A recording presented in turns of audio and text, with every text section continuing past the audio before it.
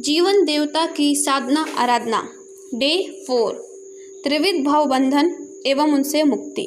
साधना से तात्पर्य है सधा लेना, साध लेना। पशु प्रशिक्षित यही करते हैं।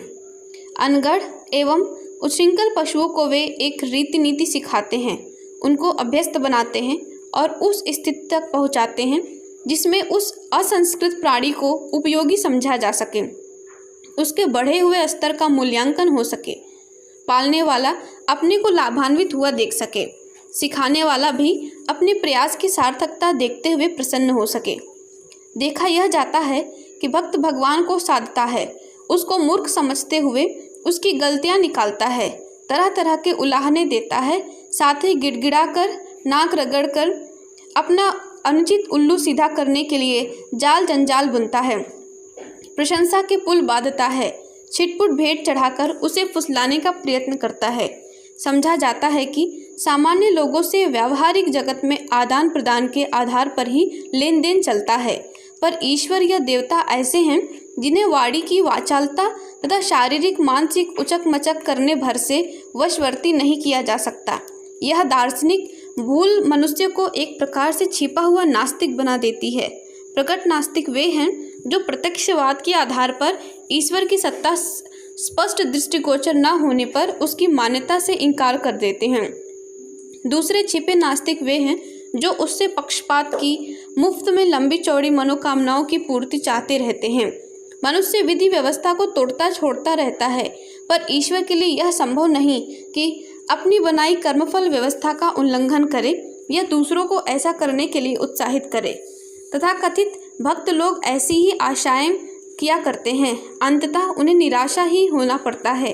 इस निराशा की खीज और थकान से वे या तो साधन विधान को मिथ्या बनाते हैं या ईश्वर के निष्ठुर होने की मान्यता बनाते हैं। कई पाखंडी कुछ भी हस्तगत न होने पर भी प्रवंचना रचते हैं और नक्टा संप्रदाय की तरह अपनी सिद्धि सफलता का बखान करते हैं। आज का आस्तिकवाद इसी विडंबना में फंसा हुआ है और वह लगभग नास्तिकवाद के स्तर पर जा पहुंचा है। आवश्यकता है भ्रांतियों से निकलने और यथार्थता को अपनाने की। इस दिशा में मान्यताओं को अग्रगामी बनाते हुए हमें सोचना होगा कि जीवन साधना ही आध्यात्मिक स्वस्थता और बलिष्ठता है। इसी के बदले प्रत्यक्ष जीवन में मरण की प्रतीक्षा किए बिना स्वर्ग, मुक्ति और सिद्धि का रसास्वाद करते रहा जा सकता है। उन लाभों को हस्तगत किया जा सकता है जिनका उल्लेख अध्यात्म विधा की महत्ता बताते हुए शास्त्रकारों ने विस्तार पूर्वक किया है। सच्चे संतों भक्तों का इतिहास भी विद्यमान है। खोजने पर प्रतीत होता है कि पूजा पाठ भले ही उसका न्यूनाधिक रहा है, पर उन्होंने जीवन साधना के क्षेत्र में परिपूर्ण जागरूकता बरती। इसमें व्यक्ति क्रम नहीं आने दिया, न आदर्श की अवज्ञा की और न उपेक्षा बरती। भाव संवेदनाओं में श्रद्धा, विचार बुद्धि में प्रज्ञा और लोक व्यवहार में शालीन सद्भावना का सच्चा साधक बन सकता है। उसका उपहार वरदान भी उसे हाथों हाथ मिलता चला जाता है।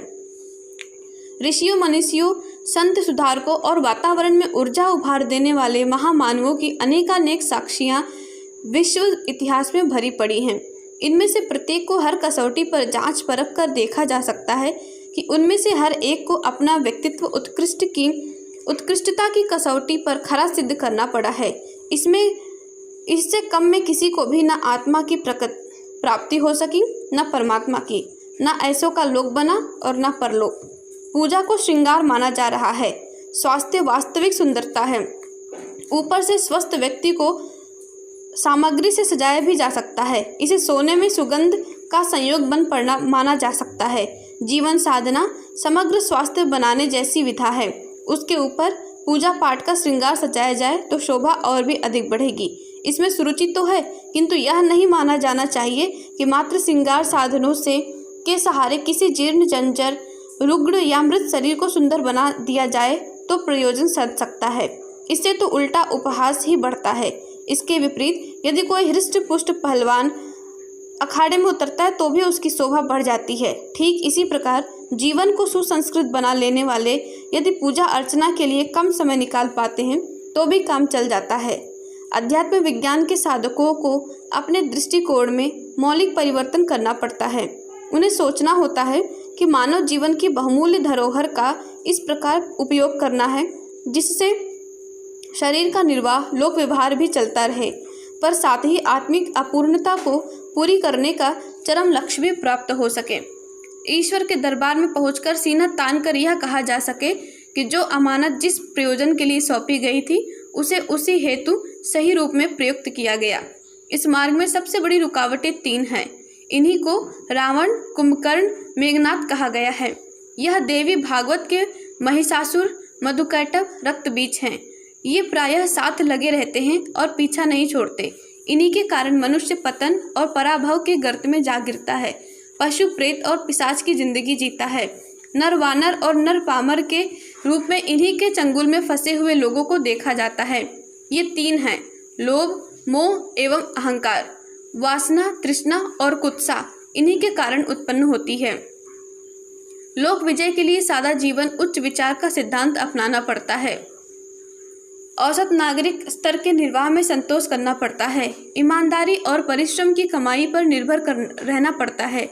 लालची के लिए अनीति अपनाए बिना तृष्णा की पूर्ति कर सकना किसी भी प्रकार संभव नहीं होता। जो व्यक्ति विलास में अधिक खर्च करता है वह प्रकारांतर से दूसरों को उतना ही अभावग्रस्त रहने के लिए मजबूर करता है। इसीलिए शास्त्रकारों ने परिग्रह को पाप बताया है। विलासी, संग्रही, अपव्ययी की भी ऐसी निंदा की गई है।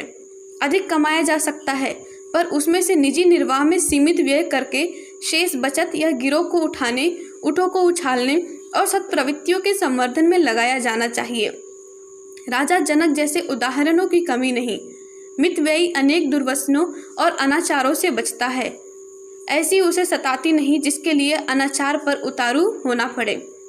साधु ब्राह्मणों की यही परंपरा रही है। सज्जनों की शालीनता भी उसी आधार पर फलती फूलती रही है।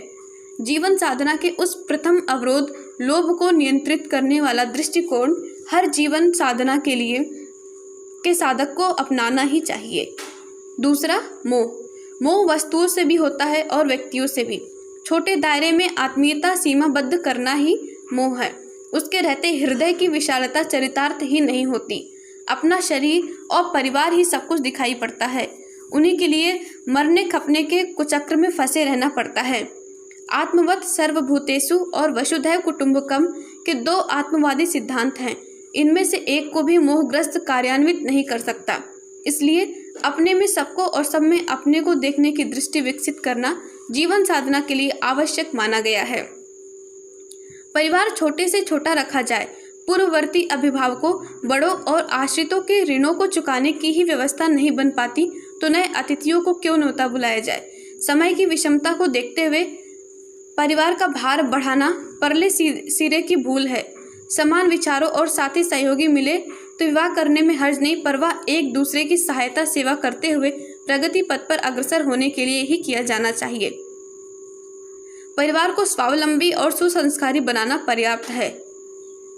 पुत्र के लिए विपुल संपदा उत्तराधिकार में छोड़ मरने की भूल किसी को नहीं करनी चाहिए। मुफ्त का माल किसी को भी हजम नहीं होता, वह दुर्बुद्धि और दुर्गुण ही उत्पन्न करता है। संतान पर यह भार लदेगा तो उसका अपकार ही होगा। पारिवारिक उत्तरदायित्वों को निभाया जाना चाहिए, पर उस कीचड़ में इतनी गहराई तक नहीं फंसना चाहिए कि उभर सकना संभव न हो सके। मोह को भव बंधनों में से प्रमुख माना गया है। उसी संकीर्ण दायरे में जकड़े हुए लोग लोक मंगल का कर्तव्य पालन कर ही नहीं पाते। जिन्हें सभी के प्रति पारिवारिकता का भाव अपनाने का अवसर मिलता है, उनके लिए हर किसी को आत्मा मानने का, सभी की सेवा सहायता करने का आनंद मिलता है। धन्यवाद। ओम शांति। क्रमशः हमारे YouTube चैनल को सब्सक्राइब करें और बेल आइकन को दबाकर ऑल पर क्लिक करें ताकि नोटिफिकेशंस आपको मिलती रहें।